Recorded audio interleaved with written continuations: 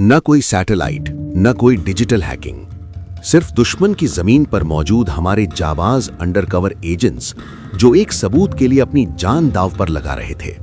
और वो सबूत उन्हें एक ऐसी जगह मिला जिसकी किसी ने सपने में भी कल्पना नहीं की थी। भारत ने साल 1956 में अपना पहला परमाणु रिएक्टर बना लिया था और साल 1964 आते आते प्लूटोनियम संवर्धन की काबिलियत भी हासिल कर ली। इससे पाकिस्तान तिलमिलाया हुआ था और चीन से लगातार भारत के खिलाफ सामरिक दृष्टि से मदद ले रहा था। 1971 की शर्मनाक हार तथा 1974 में भारत द्वारा पोखरण में परमाणु परीक्षण करने के बाद पाकिस्तान को परमाणु हथियार बनाने के लिए मजबूर होना पड़ा। पाकिस्तान के तत्कालीन प्रधानमंत्री जुल्फिकार अली भुट्टो ने कहा था कि हम परमाणु बम बनाकर रहेंगे, भले ही हमें भीख मांगनी पड़े या फिर घास खानी पड़े। इस दृढ़ संकल्प के साथ डॉक्टर अब्दुल कादिर खान, जिन्हें पाकिस्तान के परमाणु कार्यक्रम का जनक माना जाता है, ने कहूटा में गुप्त यूरेनियम एनरिचमेंट संयंत्र शुरू किया। पाकिस्तान की बेचैनी देख रॉ को यह जानकारी थी कि पाकिस्तान परमाणु हथियार बना रहा है, लेकिन पुख्ता सबूत नहीं था। रॉ का मिशन था इसकी पुष्टि कर इसे रोकना। इस मिशन में इजराइल की खुफिया एजेंसी मोसाद में भी रॉ की मदद की, क्योंकि इजराइल को डर था कि पाकिस्तान का परमाणु बम, जिसे इस्लामिक बम कहा जाता है, मध्य पूर्व में उनके लिए खतरा बन सकता है। और ये डर हाल ही में सऊदी पाकिस्तान के रक्षा समझौते के तहत सच साबित हो भी गया। 70 के दशक में रॉ ने अपना पूरा नेटवर्क पाकिस्तान में फैला दिया था।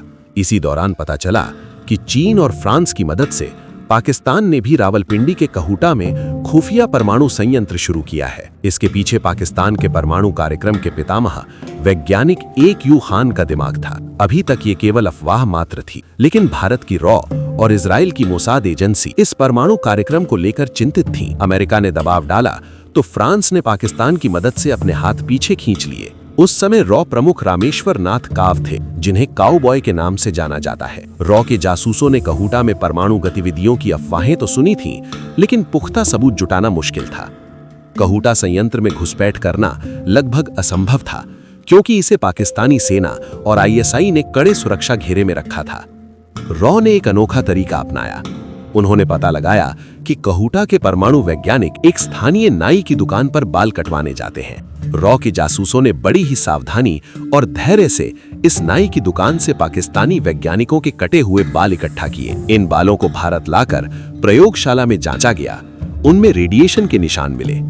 ये पक्का सबूत था कि कहूटा में प्लूटोनियम या यूरेनियम का संवर्धन हो रहा है। पाकिस्तान परमाणु बम बना रहा है। इस जानकारी ने रॉ को ये पुष्टि करने में मदद की कि कहूटा में परमाणु संयंत्र है। इसके बाद रॉ ने इस जानकारी को इजराइल के साथ साझा किया। इसी बीच रॉ ने कहूटा परमाणु संयंत्र में काम कर रहे एक शख्स के माध्यम से पूरे संयंत्र का ब्लूप्रिंट भी हासिल कर लिया, लेकिन वो इसके बदले $10 लाख की मांग कर रहा था। 1977 में RSS से प्रेरित जनता पार्टी की सरकार बनी। मोरारजी देसाई प्रधानमंत्री बने और आगे चलकर इसी जनता पार्टी से 1980 में बीजेपी का जन्म भी हुआ। इजरायली विदेश मंत्री मोशे दयान 1977 में भारत की गुप्त यात्रा पर आए। वे चाहते थे कि भारत इजराइल के साथ मिलकर कहूटा संयंत्र पर हवाई हमला करे। योजना का खाका पूरी तरह बना लिया गया था। इस योजना को ओसेराक कॉन्टिंजेंसी नाम भी दे दिया गया था, क्योंकि ये इजराइल के इराक हमले से प्रेरित थी। योजना ये थी कि इजराइल के F-15 और F-16 फाइटर जेट अरब सागर के रास्ते भारत के जामनगर एयरबेस पर पहुंचेंगे। उसके लड़ाकू विमानों को रिफ्यूलिंग के लिए भारत के जामनगर हवाई अड्डे का उपयोग करने की अनुमति दी जाए, ताकि वे कहूटा पर एयर स्ट्राइक कर सकें। भारत को केवल हवाई क्षेत्र और एयरबेस उपलब्ध कराने थे, जबकि हमला इजराइल के पायलट और हथियारों से होना था। रॉ मोसाद के साथ मिलकर फुल प्रूफ प्लान तैयार कर चुका था। हमला भारत की धरती से होना था, अतः इस योजना को अमली जामा पहनाने के लिए इजरायली विदेश मंत्री को भारतीय प्रधानमंत्री द्वारा लिखित में मंजूरी देनी जरूरी थी। जैसे ही ये प्लान देसाई जी को बताया गया, इस प्लान को सुनकर देसाई का पाकिस्तान प्रेम जाग गया। उन्होंने इजराइल के विदेश मंत्री को कहूटा पर हमले के लिए भारत में ईंधन भरने की सुविधा देने से मना कर दिया। देसाई रॉ की खुफिया गतिविधियों के खिलाफ थे। उनका मानना था कि ये आयरन लेडी इंदिरा गांधी की नीतियों का हिस्सा है। उन्होंने इस घटना के बाद आश्चर्यजनक रूप से रॉ का बजट 30% कम कर दिया, इसके संचालन को सीमित कर दिया। साथ ही रॉ के तत्कालीन निदेशक RN काओ से कहा कि वो पाकिस्तान के आंतरिक मामलों में दखल न दे। साथ ही ब्लूप्रिंट के बदले राशि देने को भी सैंक्शन करने से मना कर दिया। लेकिन इस प्लान को सबसे बड़ा झटका तब लगा जब भारत के प्रधानमंत्री मोरारजी देसाई ने पाकिस्तान के तत्कालीन सैन्य शासक जनरल जिया उल हक के साथ एक टेलीफोन बातचीत में रॉ के नेटवर्क और कहूता के परमाणु कार्यक्रम की जानकारी लीक कर दी। उन्होंने जिया को बता दिया कि भारत को उनके गुप्त परमाणु कार्यक्रम की जानकारी है, जिसमें इजराइल उनका साथ दे रहा है। हैरानी की बात यह थी कि देसाई को भारत की कम बल्कि पाकिस्तान की सुरक्षा की चिंता ज्यादा थी। इस जानकारी के बाद पाकिस्तान ने तुरंत कार्रवाई की। ISI ने रॉ के जासूसों को चुन चुन कर ढूंढ निकाला और रॉ के 300 एजेंटों को बेरहमी से मार दिया गया। इससे रॉ का पाकिस्तान में जासूसी नेटवर्क पूरी तरह ध्वस्त हो गया। भारत की खुफिया जानकारी 10 साल पीछे चली गई। इस मिशन के असफल होने के बाद रॉ के निदेशक RN काओ ने भी पद से इस्तीफा दे दिया।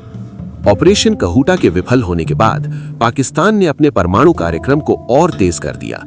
1983 में कहूटा में पहले परमाणु डिवाइस का कोल्ड टेस्ट सफल रहा। 1998 में पाकिस्तान ने 6 परमाणु परीक्षण किए और वो विश्व इतिहास में एक कैंसर बनकर उभरा। भारत के पहले गैर कांग्रेसी प्रधानमंत्री मोरारजी देसाई को पाकिस्तान के लिए किए गए अभूतपूर्व कार्यों के मद्देनजर 1990 में पाकिस्तान का सर्वोच्च सम्मान निशान पाकिस्तान से सम्मानित किया गया, जो किसी भारतीय के लिए असाधारण घटना थी। मोरारजी देसाई अगर उस दिन अपनी राजनीति से हटकर और देश के लिए बढ़कर सोचते तो आज भारत की स्थिति साउथ एशिया में कुछ और होती। ना ही उनकी राजनीति के लालच में रॉ के वो जाबाज अंडरकवर ऑफिसर अपनी जान गंवाते, जिन्होंने देश के लिए अपना घर परिवार सब कुछ त्याग दिया।